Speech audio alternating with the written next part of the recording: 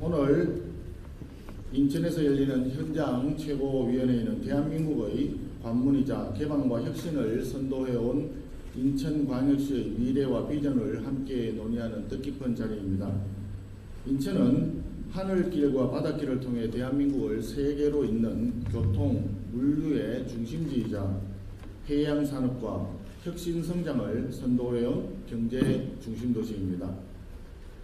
하지만 대한민국의 발전을 이끌어온 인천에도 원도심과 서해 5도 주민들의 취약한 정주 여건, 인천항 내항의 노후화, 포화 상태에 이른 교통망 등 도시 잠재력을 제약하는 시급한 현안들이 산재해 있습니다.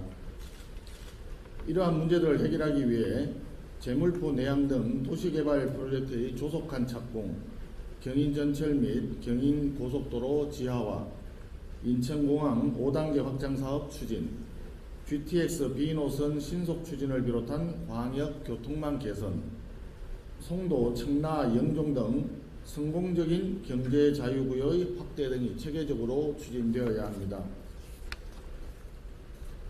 아울러 현 상황에서 추석을 앞두고 인천국제공항을 비롯한 전국 15개 공항 자회사 근로자들이 총파업을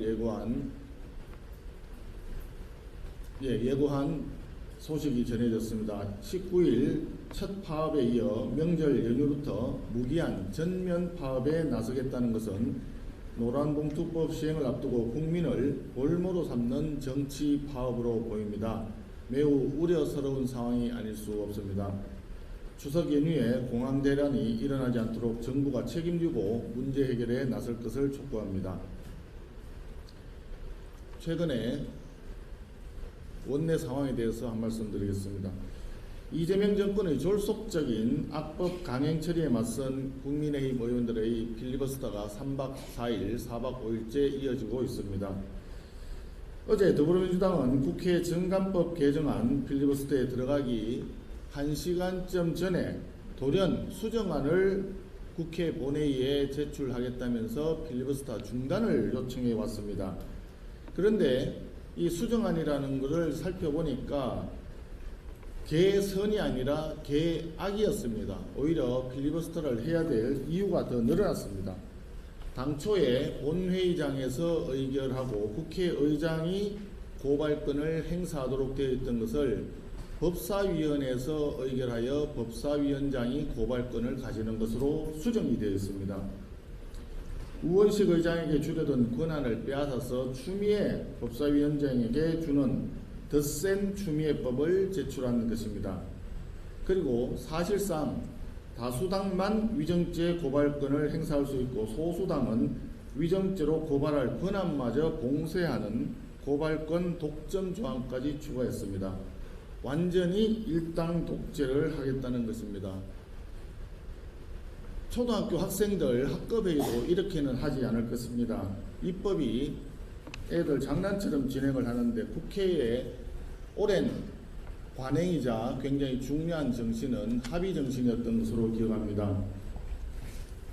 다수당을 지지하는 국민이 있고 소수당을 지지하는 국민이 있지만 대화와 타협을 통해서 이 모두를 아우르는 합의안을 도출함으로써 많은 국민들이 공감하고 지지하는 그런 정책 방향을 도출하는 것이 그동안의 국회의 본질적 기능이자 합의 정신의 발현이었습니다. 국회에서는 다수결 원칙이 중요합니다. 하지만 다수결 원칙 못지않게 중요한 것이 소수 의견 존중, 소수 의견 배려입니다. 과거에 상임위나 소위 활동을 하다 보면 한 사람이라도 반대하는 의원이 있으면 한 번 더 숙고하라는 의미에서 계류시켜서 계속 심의를 하던 것이 관행이었습니다. 법사위에 숙려 기간을 두도록 한 것도 마찬가지 입장입니다. 상임위별로 안건조정위원회라는 것을 만들어서 상호간에 이견이 있는 법안에 대해서는 충분히 협의해서 대다수 국민이 동의하는 입법안을 도출하라고 되어 있었습니다. 이런 것들이 시스템적으로 제도적으로 소수 의견을 배려하기 위한 장치였습니다.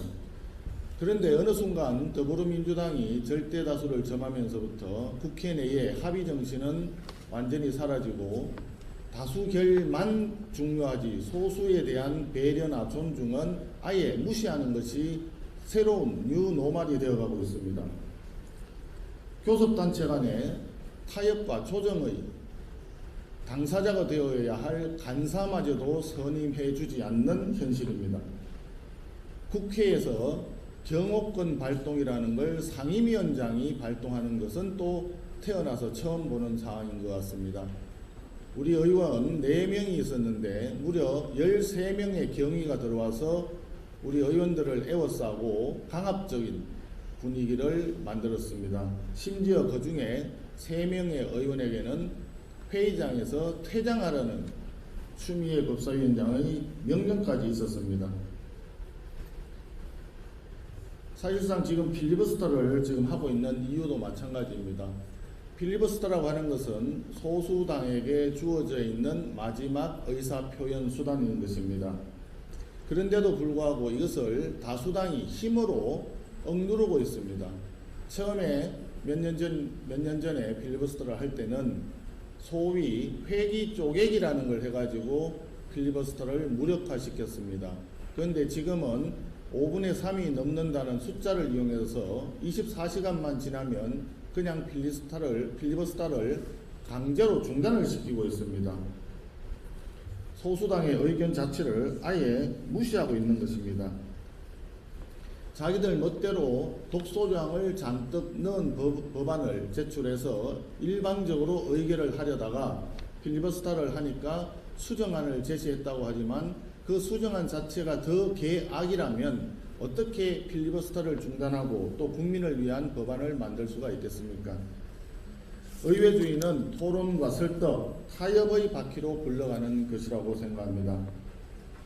그동안 대한민국 의회가 국회가 문을 연 이후에 수십 년 동안 선배들이 힘겹게 쌓아 올린 피와 땀으로 쌓아 올린 의회 민주주의 그리고 법치주의의 벽돌을 하나씩 차곡차곡 쌓아 올린 것을 한순간에 지금 허물고 있는 것입니다.